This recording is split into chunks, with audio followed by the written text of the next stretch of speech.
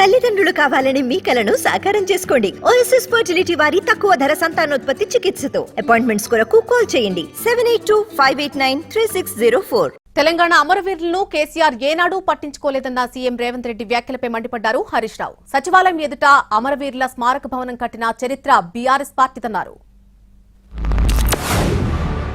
మీరు నా కుటుంబ సభ్యుల కంటే ఎక్కువ నీ కుటుంబంలో నీ బిడ్డను కోల్పోయినావు, నీ కుటుంబానికి నేను పెద్ద కొడుకునవుతా అని చెప్పి ఆనాటి ముఖ్యమంత్రి బుక్కెడు బువ్వ శంకరమ్మకు పెట్టిండా, యాదవ కుటుంబానికి పెట్టిండా, యాదిరెడ్డి కుటుంబానికి పెట్టిండా, కానిస్టేబుల్ కిష్టయ్య కుటుంబానికి పెట్టిండా.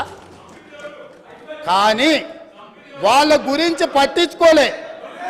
ఈ కుటుంబంలో ఉన్న వాళ్లకు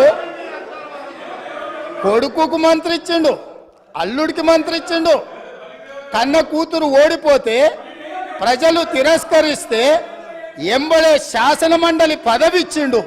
అమరుల పేరిట అద్భుతంగా సచివాలయంకి ఎదురుగానే అమరవీరుల స్మారక భవనాన్ని కట్టినటువంటి చరిత్ర కేసీఆర్ గారిది, బీఆర్ఎస్ పార్టీది.